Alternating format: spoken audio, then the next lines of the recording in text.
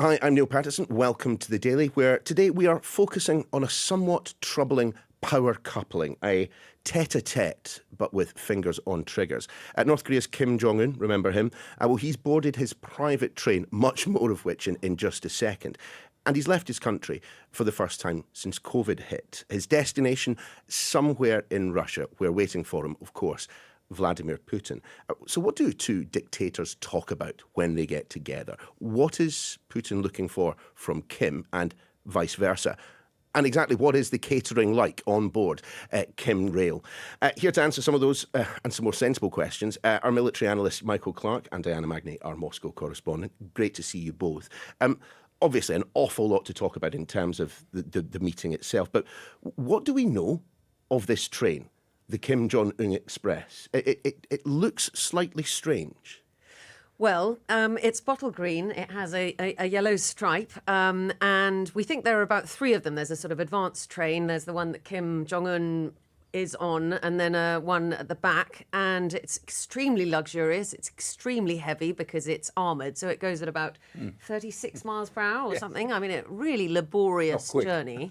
Yes. And yesterday we saw images of a train going up towards the border and then back again. And I think that is the first train, just checking that there's nothing untoward on the line, no bombs, no nothing else. That's the sort of stage it goes. But I was interested because in Vladivostok last time, 2019, when I was there, it had a Russian Railways engine on the front, and Michael has given me the reason why, which I, as a train spotter, did not know. That was the last time. That was the last time they met, wasn't it? Yes, in fact? that was the last time. Yeah, no, it is one for the train spotters. That when trains go across international borders, they normally have to take, for legal reasons, they have to take the engine of that particular country. So if you go on the Orient Express, which I'm sure you do very often, Neil, as it goes through each different country, each country sticks its engine on the front of the rolling stock where you're asleep in coach G, and the engines keep changing with every international border. We know, of course, Kim doesn't leave the country that often. Certainly, this is the first time since COVID hit back in late 2019, 2020. So what is the purpose of this? It is clearly a meeting of some significance. Whether or not the two men actually sit in a room together, we will wait and see. But they've clearly both got an agenda here, don't they? Well, possibly. I mean, yes and no. In 2019, nothing really came of that meeting, but it was important for both leaders to say we have an ongoing relationship, although actually it has never really been a relationship of substance. Since the Soviet Union, Russia and North Korea do not really have much of an alliance to speak of. Of course, the situation has changed dramatically for Vladimir Putin because of the war, because of the fact he realises it's going to go on for a very long time. He doesn't have the kind of ammunition he needs, and North Korea does, even if it's not necessarily of the kind of quality that means that he's going to be managing to get high precision weaponry from them. But it may help, and that may be the outcome of this meeting. But it would represent a radical shift in policy from Russia. Where are the Russians currently lacking then, Michael? They don't lack anything, but if this war is going to go on for 2 or 3 years, then they will need to think about the long-term stocks. And that's, I think, what this is all about. It's not that the Russians need artillery shells now, particularly, but they know they will need them in about a year's time. As best we know, the Russians began this war with a stockpile of about 20 million artillery shells of various sorts. And they look as if they've used between sort of 8 and 11 million of them since the war began 18 months ago. And so if this war goes on for another couple of years, they'll certainly go through those stocks. And the North Koreans have got huge stocks, so that we don't know how many, nobody really knows, and we don't know the state of them, but they're not believed to be particularly good. Nevertheless, if the Russians want to get steady supplies of more artillery ammunition, then North Korea is an obvious place where that could happen. But also, I think both sides will want to upgrade the quality of their ammunition. I mean, neither North Korea nor Russian artillery shells are particularly reliable. About 30% of them are said to be duds. That high? It has been as high as that. And the North Koreans, famously in 2010, they bombarded the Yongbyon Island, an offshore island in between North and South Korea. And at the end of that process, it turned out that half of their shells hadn't even hit the island, they'd fallen into the sea. And of those that did hit the island, 20% were duds. So neither of them has a particularly good quality record. So they'll both, I think, want to increase the quality of their production and produce some of these precision shells that Diana was talking about, ones that have got little wings that come out when the shell's fired, that guides it through GPS and so on. Those are much more expensive, but they'll both be interested in producing that sort of thing. I mean, is the problem for Putin that because of the various embargoes and because of the situation he finds himself in, he just can't get the supplies that he would have been able to in the past from other sources?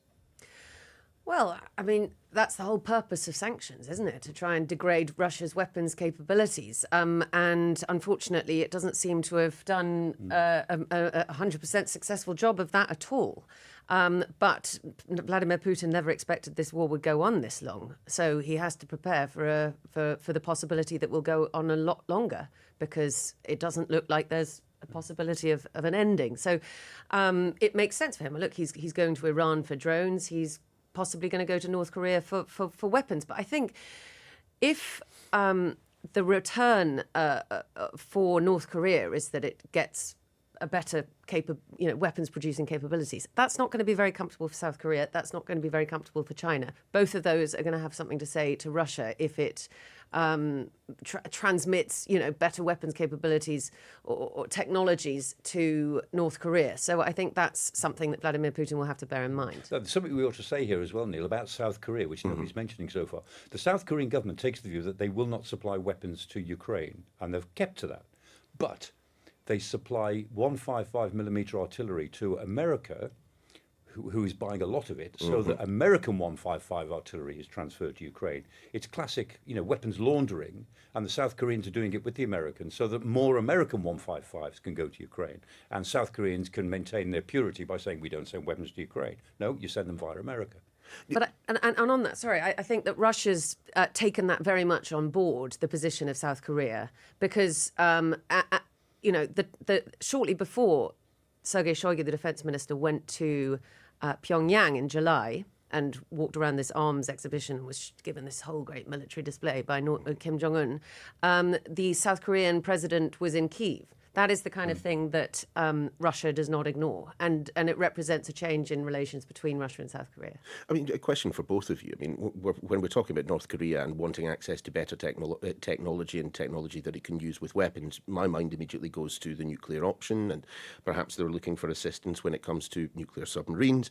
I mean, why on earth would the Russians be minded to hand over that kind of level of technology when ultimately, I mean, you've got a failed state that is crying out for essential goods, medicines, grains, and so on. I mean, surely Kim would be happy with that. Well, he might be, because he's got a real problem. The United Nations for 2023 says that only 75% of the North Korean population can be fed, even at a very basic level. 25% are facing starvation, and that's a country of 26 million people.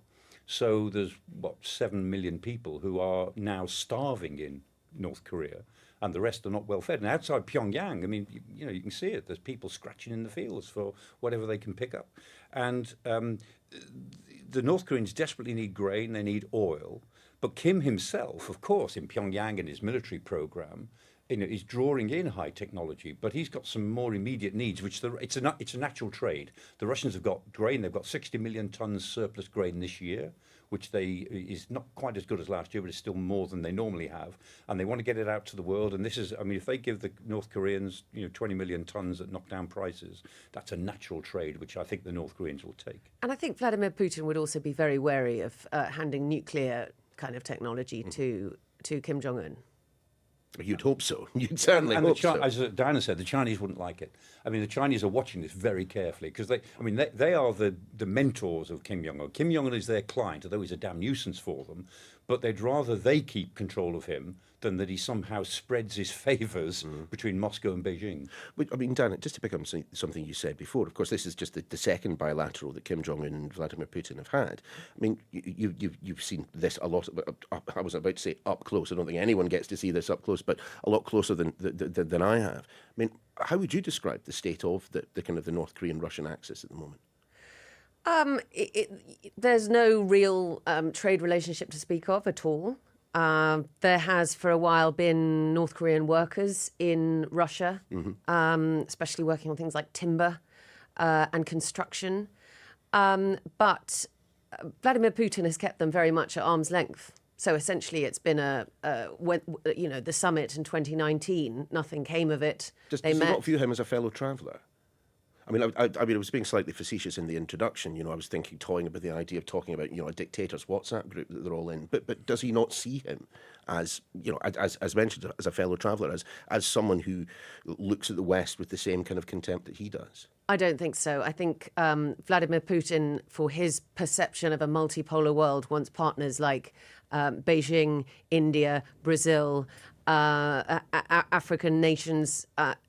He knows the perception of the world about North Korea. I don't think he thinks that Kim Jong Un is a sort of equal. No, I mean, Kim is an embarrassment. That's the point. I mean, you may have him as a client, but he will say and do things which just embarrass you, as he has embarrassed Beijing many, many times, and they're stuck with him. But they'd rather be stuck with him than somebody else stuck with him, because at least they have, as we say, some sort of control. And this all goes back to the old Korean War, 1950, where Russia supported North Korea in 1950 when it invaded the South, and Russia was its only supporter. And then at Christmas 1950, the United Nations forces, as they were then, American led, were right up on the Yalu River, right on the Chinese border. And the Chinese, out of nowhere, came in and invaded, as it were, counter-invaded, and pushed the whole border back to where it had started from, along the 38th parallel. And the Chinese, in Christmas 1950, they displaced the Russians, they saved North Korea, and it's been their baby ever since. Let's talk then, Michael, first, on the effect that this may well have on the tempo of the conflict in Ukraine. If we are correct, and if it is the case that Russia are seeking to kind of rearm themselves with what is on the table from North Korea, does this have any effect? Not immediately, yeah, because the number of shells that the Russians can fire on any given day is not dependent on the number of shells in the back door, coming through the back door. It's the number of artillery tubes they've got. It's always called artillery pieces to you and me, but the military call them tubes. How many tubes have you got on the front line? And the Russians are having some trouble maintaining the tubes, because most artillery tubes have to be reworked and reborn after so many firings and so on. And so they've got a problem with that. But where this is important is that it shows that the Russians are now preparing for a longer war. They've accepted the fact that this is going to go on for 2 or 3 more years, and even Russian media are saying that sort of thing now. And in a way, this is a demonstration, although Putin may be demeaning himself somewhat, talking to Kim Jong Un probably about weapons, certainly that's what the Americans say. The other side of it is he's demonstrating that he will do whatever it takes in order to make sure that they can continue fighting this war. Just as NATO says exactly the same. We'll do whatever it takes to keep this war moving in the way that we think it should move in Ukraine's favour. And so there's a political message in this as well, that they're preparing for the longer term. I mean, Diana, I can't recall where those comments came from, Michael. I think it was either State Department or the White House. State Department. Yeah. Where they were suggesting that, for Vladimir Putin, of all people, to travel all the way to the edge of the country to meet up with Kim Jong Un, to ask, to beg for munitions is embarrassing. I mean, do you think it will be seen like that at home? No, and I mean that's a slightly unfair argument, because actually this is the week of the Eastern Economic Forum in Vladivostok. Vladimir Putin is there. That's where Kim Jong Un came last time. It makes sense for them to meet there. They are next door neighbours. I mean, and it was the US State Department making this comment about it being embarrassing for him as well. We should remember. Exactly. If he is begging and borrowing for munitions off Kim Jong Un, that is embarrassing. But it's not like he's travelled all the way over there to do it. But the way it's portrayed in Russia is that for the Russian public, Ukraine is begging and borrowing for weapons as the USA's vassal state is the way it likes to be. Russia portrays it, and so why shouldn't Russia be doing exactly the same thing? And Vladimir Putin at the plenary session of the Economic Forum this morning said, these F-16s, any delivery of F-16s will simply prolong the conflict. All these weapons deliveries are simply prolonging the conflict. So he kind of gives the counter-argument for what we are saying now. I mean, the United States obviously warning against any kind of arms deal between these two countries, but in practical terms, is there anything that the West can do to stop it? No. I mean, they can't stop a sort of natural deal between, artillery and some other munitions going one way and grain and oil going the other. it will condemn it, and it will add to the sense that Kim Jong Un is an international outlaw in the eyes of the United Nations, and Putin is therefore walking through even more UN resolutions. So they'll get something out of saying that, but I don't think it'll make any difference to what actually is done in this deal. And as Diana said, I mean, we're in this situation now where this war is about lots of other things. It's become a sort of testing ground for the ability of the democracies to dig their toes in on, as we see it, international gangsterism, which is really what it is, as against the realignment of the world order and the time to push the Americans and NATO back and to realign things. And that's why this war goes wider and wider, and it's going to go a bit wider yet, I think, before it's too much older, and we should expect this to happen. What of China? We've touched on it already, but what are China going to be making of all of this, given that, historically they have been North Korea's closest ally? Well, you have a visit of the Chinese vice premier to Vladivostok, to the forum. So he's been having talks with Vladimir Putin. Bear in mind also that the one time that China got very angry with Russia so far in this war was when they transferred nuclear weapons to Belarus. Yes, of course. Having just made an announcement with the Chinese premier that the proliferation of nuclear weapons or transfers was completely unacceptable. A couple of months later, he went and did it. Yeah. So I think that's why, and certainly in terms of nuclear transfer, China would be ready to intervene. And as we said before, China and Russia both recognise the hermit kingdom for what it is, and Kim Jong Un for who he is. And I think that China, therefore, does and will play a very significant role in kind of trying to temper what Vladimir Putin does in terms of technologies going that way. I think the Chinese they do want to contain this war to some degree, but they won't let the Russians lose. That's the position they take. Maybe whether they can do anything about that, but they take the view that they will not let the Russians run down or have their military run down to the point where they lose the war. Now, what that might mean, losing as opposed to being pushed back a bit or having to make a deal, whatever it might be. But the Chinese are biding their time on the assumption that by this time next year, the political situation will be different, and they may have an opportunity to step in to actually create some sort of end to this war, which they can live with, which does not humiliate Putin, but somehow pushes the West to tell Ukrainians you have to stop. That's what they would like. So they don't necessarily want Russia to win either. No, they don't. They just don't want them to lose. The status quo. Well, this is it. I'm sitting here scratching my head. So how do you characterise the relationship between Beijing and Moscow? What is the relationship between the two leaders? A junior partner relationship for Russia, where China is the economic powerhouse. Russia really needs to continue selling its gas and its energy and everything eastwards now that its westward flows are drying up. And Vladimir Putin needs China far more than China needs him. And I mean, China. What the Chinese say diplomatically, the messages they send out to European diplomats is that you guys in the West, you're completely unreliable. I mean, you're enthusiastic one minute, then you're not, and we know that you'll flip flop. And we tell everybody only China represents consistency. We are consistent. And that's not really true. They're pretty inconsistent. But I think the truth is the Chinese don't know where this is leading, but they do know that at some point they will, or they believe they will have a decisive voice in the interim outcome, but they don't know what that is yet. But they're staying in the game diplomatically to see where the outcome might lead, and then they're determined that whatever it is, it'll be somehow favourable to them. Does this then mean that we can rule out? I mean, I saw some speculation today about Russia trying to draw North Korea, as you mentioned, this hermit kingdom, out of its shell to try and make it into more of an international player. I don't know, to perhaps capitalise on their resources in matters such as the war in Ukraine and so on, beyond this simple, what appears to be a simple transactional relationship. That to you guys, I'm taken by your faces, doesn't seem to be likely at all. I don't think so. I don't think. I think Vladimir Putin is clear-eyed about what North Korea is. I don't think he's going to try and transform it. He'll get what he can, but he's.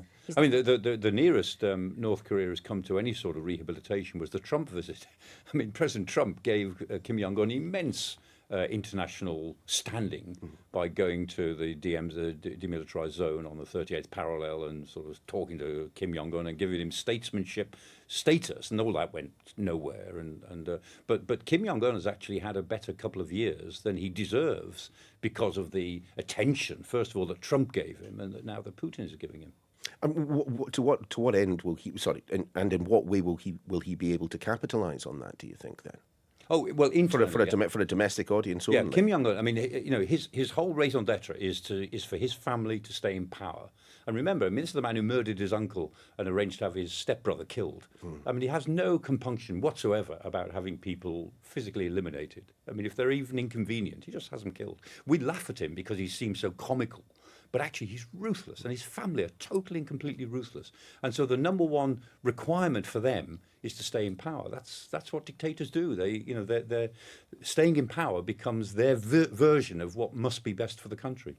And his priority, really, unfortunately, is far more around building up that power by his military capabilities than it is looking after his starving people. So Russia has said, what we could give them is, the Deputy Foreign Minister said, humanitarian aid, and we're talking about sort of an economic lifeline. But I don't think that's going to be Kim Jong Un's priority at all. There's a wonderful image, which I sometimes use in lectures, of a NASA photograph of East Asia, one of these night photographs. And I know see exactly all the where lights. you're going. Yeah.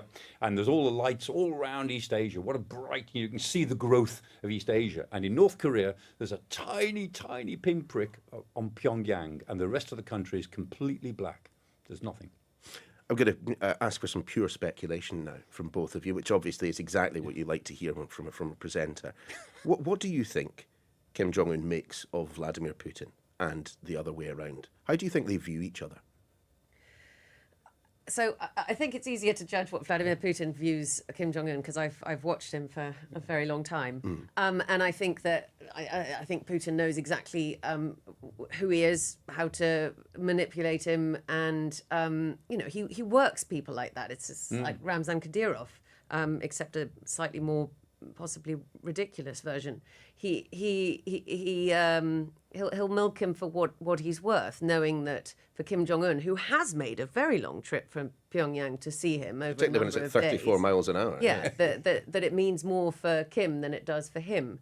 What Kim Jong Un thinks, I don't really know, but I'm sure he's portraying it to his countrymen that he's got this important state visit, and those pictures will be portrayed on state propaganda endlessly. I mean, one's impression of Kim Jong Un is that he thinks that he has the answers to things, but one suspects that he does take some advice from just a few people. He certainly doesn't take advice from a lot of people, but his family has got such a rigid hold on power in North Korea that even if he says something completely ridiculous, it will happen. Things will be done in his name, certainly at the top level.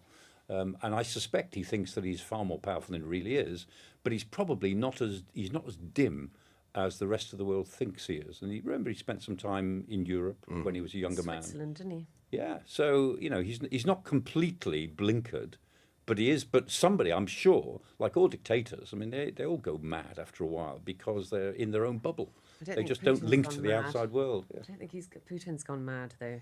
I think he's just. We've got that to look forward to. Is that what you're suggesting? I'm just saying he's got very, very determined ideas that don't correlate in any way with ours. But I don't think that's madness. No, I mean, even three-term prime ministers in Britain go a bit peculiar because by the time you're into your third administration, you're surrounded by people who just tell you what you want to hear, and you believe in your own rhetoric because you've won at least 2 elections. And so all third-term prime ministers in Britain have some very peculiar moments. A little bit of politics to end on there. Michael, Diana, always a pleasure chatting to you. Thanks for coming in. And that is your lot for this edition of The Daily. We'll see you next time.